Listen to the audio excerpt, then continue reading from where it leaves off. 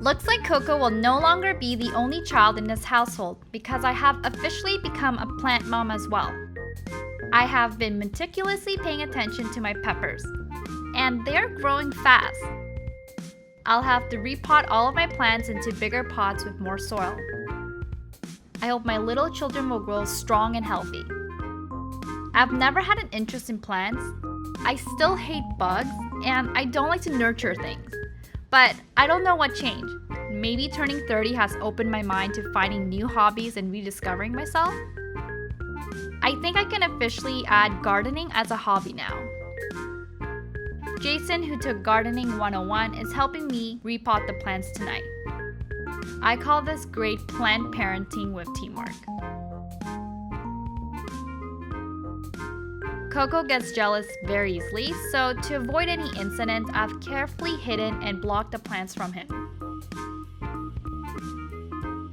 For a while, he didn't notice anything, but once he accidentally stumbled upon the boxes, he went crazy trying to get in there. I have plants here, and I've put all these boxes so Coco can't reach them and eat all of my plants. But recently Coco discovered that I have plants, so he's been trying so hard to get through all these boxes and cushions. For dinner, I made pâté chinoise, which is essentially shepherd's pie. The potatoes were very creamy, so it fell apart easily, but it was still delicious.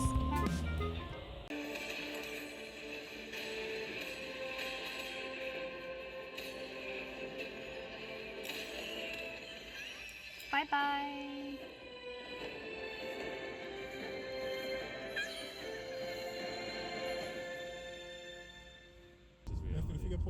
On the weekend, Jason's friend invited us to go bouldering in Surrey. The weather was really nice, so the drive there was pleasant. The bouldering building had a cool arcade next to it, which unfortunately we didn't have time to check out. We all started with the basics, learning how to properly fall and changing our shoe size a couple of times. Even though Jason's really tall, bouldering wasn't easy for him. He had no grip strength and would easily give up without really trying because his frail hands were hurting after just 5 attempts.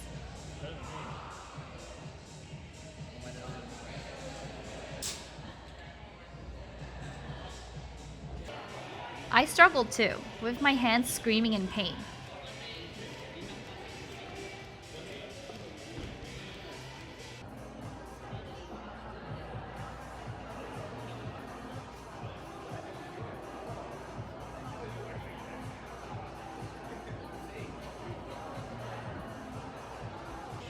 Our friend was on a different level than us. He challenged himself to try the harder climbs that really required upper body strength.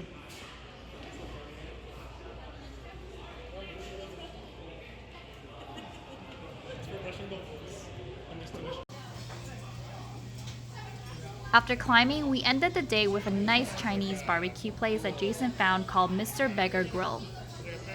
This place tried to replicate Korean barbecue with the sauce and bibimbap, but unfortunately it didn't do a very good job. It didn't taste authentic, and I didn't particularly like the cumin seasoning on the meat.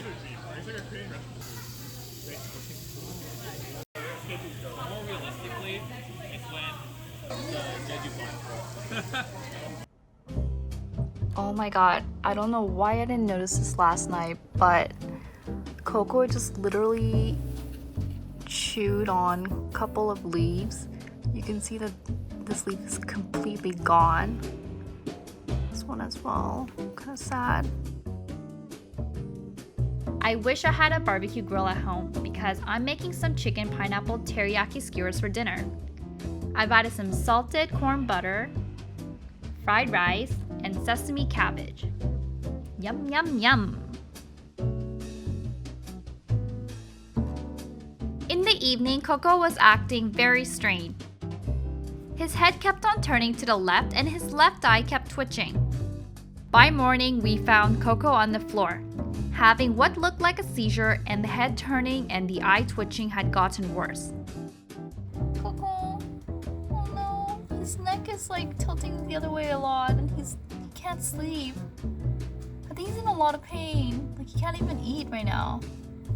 We called the vet for an emergency appointment, but unfortunately in Vancouver, it's hard to see an exotic vet for emergencies. So we had to wait a week until Coco could see a doctor. Fast forward a week later, Coco's symptoms had completely disappeared. No one knew what happened, but we asked for a blood test just in case. The vet tried to poke his leg to get some blood samples, but Coco freaked out too much and started to have diarrhea from stress. Due to his stress, the vet recommended that we stop and just come back if he had any issues like this again. One hypothesis by the vet was that the Korean perilla leaves that I have at home could have caused this since Coco ate a huge chunk. But as always, there aren't any studies on this for rabbits, so even the vet couldn't really say for sure. For dinner, we had crispy noodles, which is something my mother often made when I was younger. Jason replicated the dish, and while it tasted different, I thought it was pretty delicious, maybe even better. At home, Coco's stool became normal again.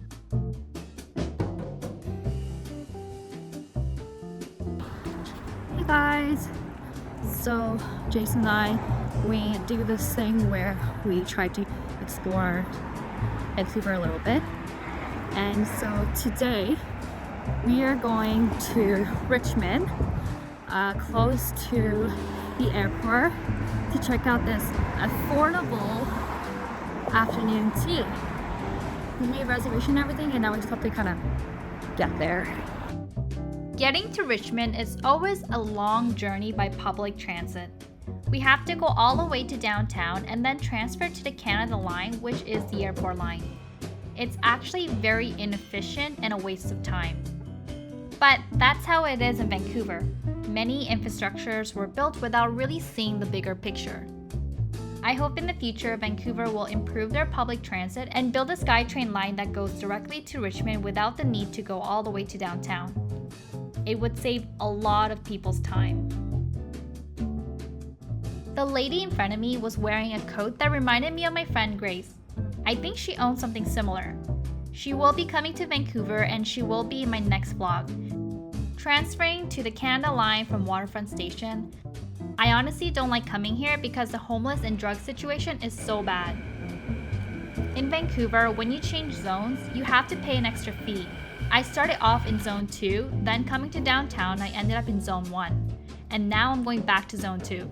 You can see how inefficient these ridiculous zoning fees are.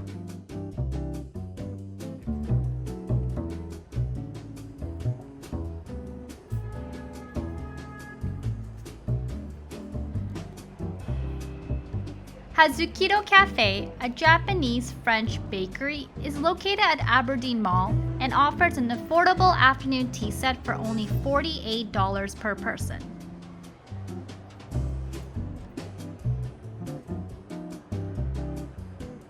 This place specializes in croissants and their menu is quite extensive.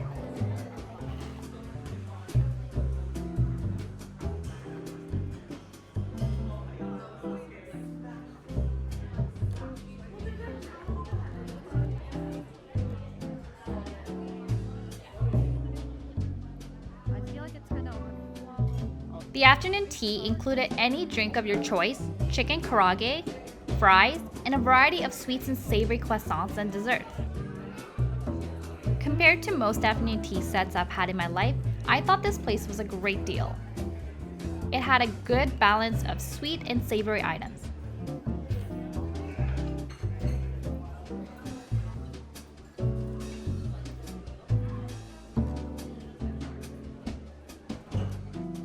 I never finished my sweets, so we had them packed to go in a big box. They also gave us 2 free truffles for spending over $40 per person. Once we were full and satisfied, we explored the mall. It was a mission to get here by public transit, so we made the most of it. Aberdeen Mall had so many cute Asian stores.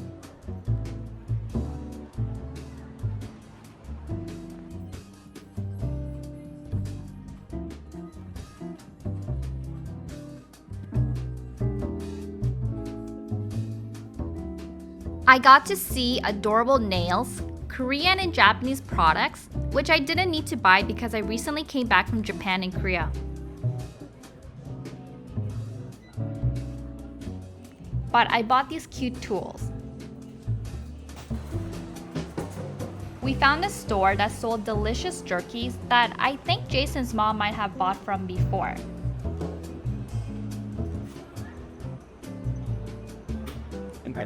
So there's this beef jerky place that Jason's mom went to, and when she brought it back home, I got to try them and they were really good. So I think I found the same location. Unfortunately, it was cash only, and the only cash we had was a $5 bill, but this is what we were able to get. This mall was surprisingly huge. We first checked out the kitchenware. I was almost tempted to buy all of these cute plates and bowls.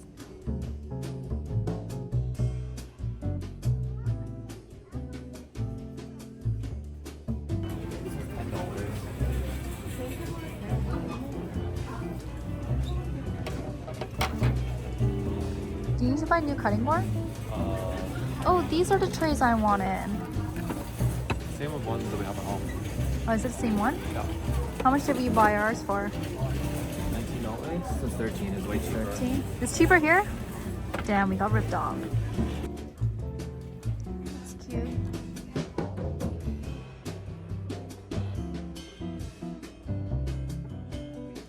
Then moved on to the gardening section.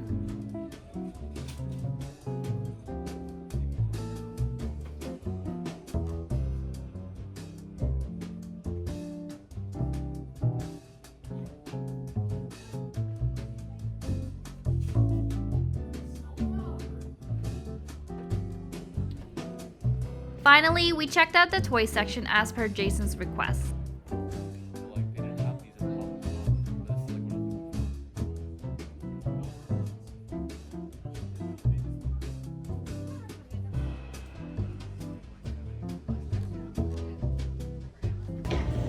My brother, Itadori Yuji. Boogie woogie. Are they bots? Teleports. Yeah. Walk, walk. Walk, walk. 아니야, peanuts ski. We ended up buying a pot and focused on finishing the leftover desserts for the next few days to come. So we got 2 cruffles on the house because we spent more than $40. Well, thanks for watching. Please like and subscribe, and I'll see you in my next video.